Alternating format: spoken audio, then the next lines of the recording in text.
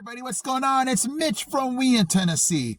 Today's video, I have a lot of things to throw at you. The first one is going to be, it's just really funny.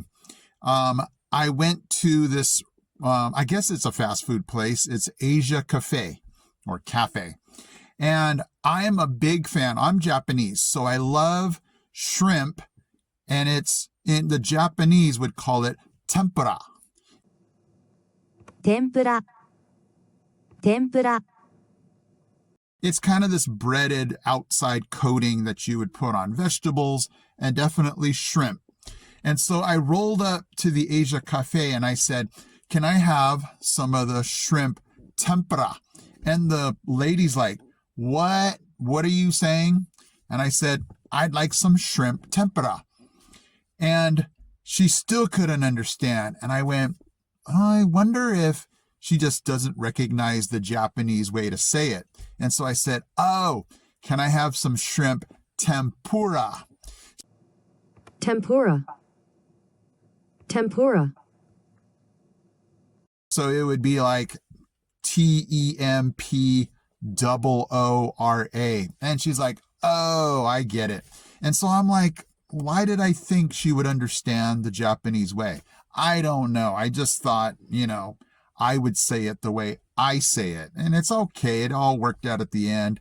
But what was interesting is, just the different way that, things are pronounced can just definitely throw off somebody. And so it was just interesting that I had this aha moment, like, why would you say it the Japanese way in Tennessee when, she probably understood the tempura way to say it. Okay, I'm going to definitely make some people mad at this next observation, but that's what we do here. We just kind of enlighten people, and I definitely never throw all the eggs in one basket. I never say all, and I should probably never say never anyway. But we've made an observation, and if you get mad at me, well, you can throw it down in the comment section. I approve of you trying to respond to this. But here we go. Here is, and it's just not my observation. My family has made this observation too. People who own trucks. Now, I have to be careful because my daughter owns a truck, so I'm going to be more specific. A big truck, big tires, lifted possibly. Okay, now I'll get to this part. We have found that most of them are pretty jerky on the roads. What you talking about, Willis? Okay, I got it out. And here's what I mean.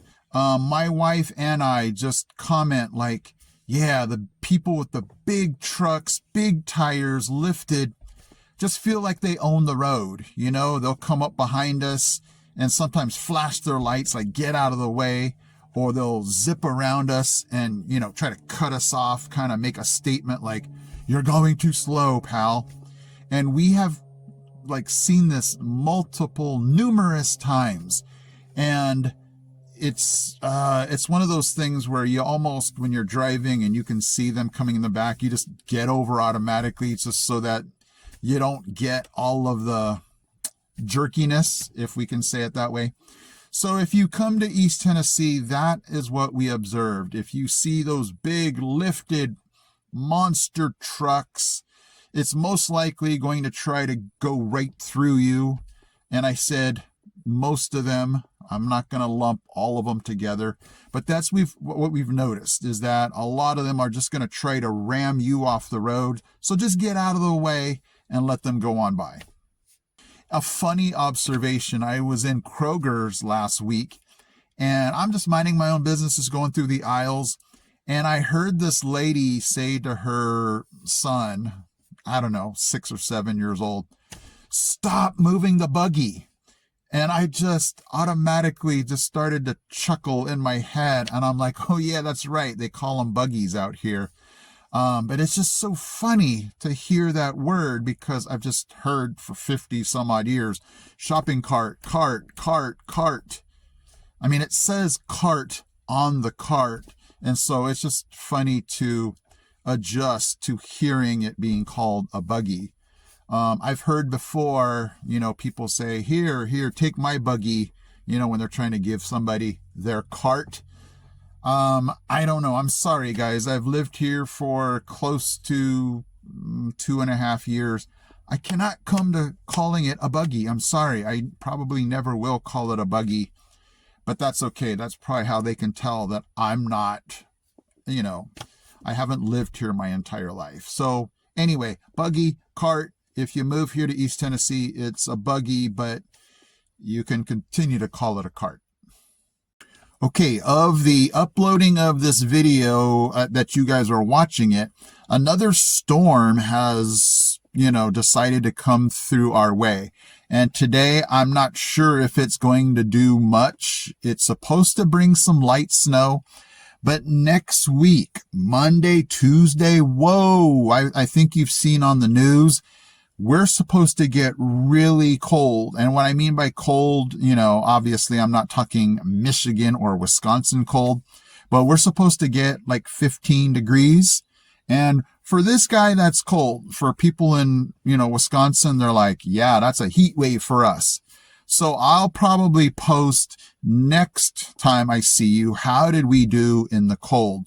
But again, you hope and pray when it gets lower, the electricity starts to pump on for a lot of people. So we're hoping that the electricity stays on so we can stay warm. Definitely I've wrapped already from last week. I've wrapped the outside spigot so that it just doesn't freeze, the pipes. We're going to definitely let the water drip during the night so we don't freeze those pipes. So that's one concern when, you come here to Tennessee is the weather gets definitely colder than California. Duh. So you just have to do some things maybe you weren't used to doing back in California.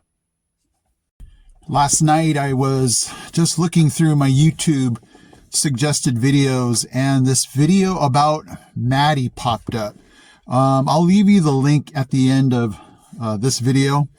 But man, did it pull at my heartstrings. Basically, it was about a family, husband, wife, and 2 kids. And she ended up getting cancer. And it just was gut-wrenching because, you see the video was posted by the husband saying the last year of Maddy. And so it just kind of documented their last year together as a family. And you're watching the journey of her go through, treatments, coming out of the treatment, being really happy, and then finally succumbing to the cancer. But it was just so gut-wrenching, but at the same time inspiring because, everything that you're watching, it's just so biblical, as you're watching her struggle and at the end basically succumbing to the cancer, you're just left with so many scriptures that you can go, you know what, that's so right. Like God tells us not to complain. After watching that video of her struggling and, losing her life to cancer, and she was still young, it's not like she had lived her whole life.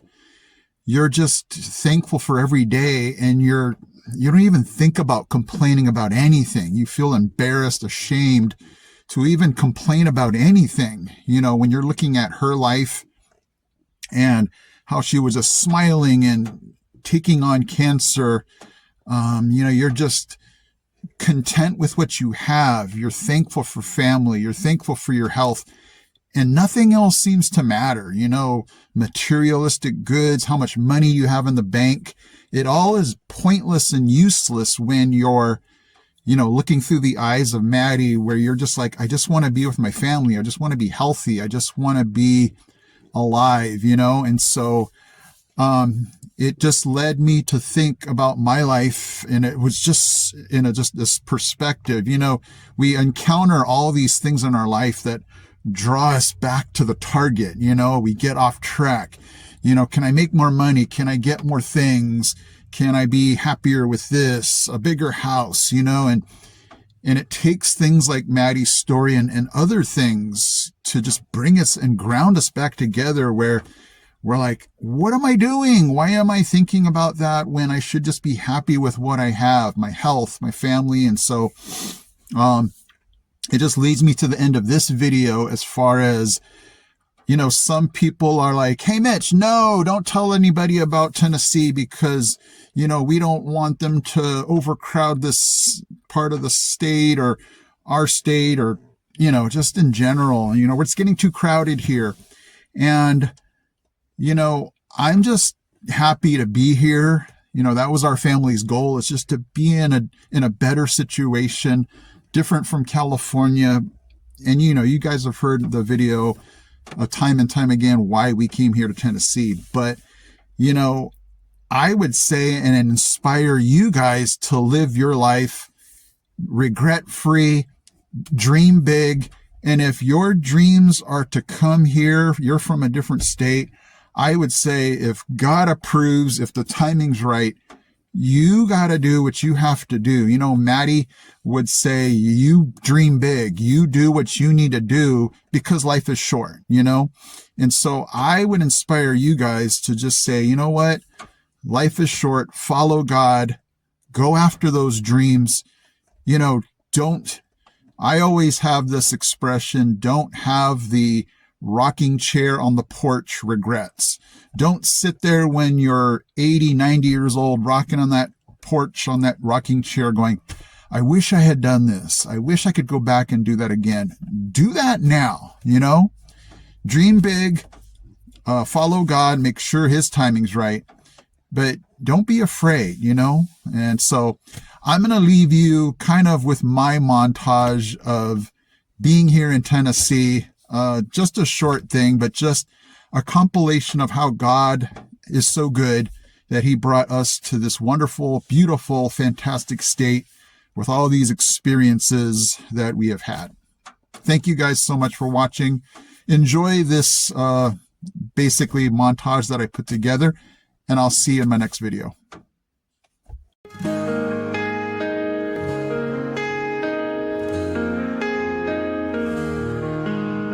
I lie awake so often at night. There's something to read or something to write. In the silence, my mind is free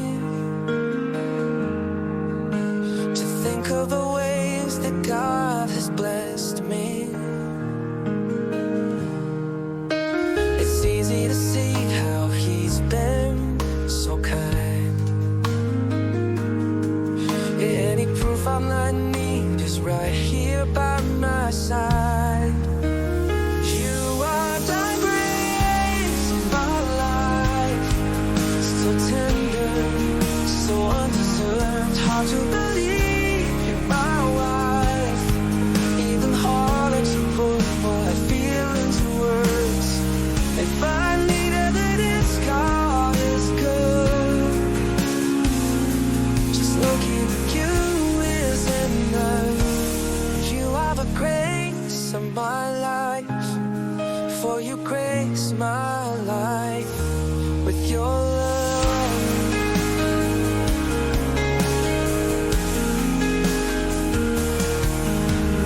Love that is pure, so faithful and strong. If you forgive me when I do you wrong, I've seen in you time after time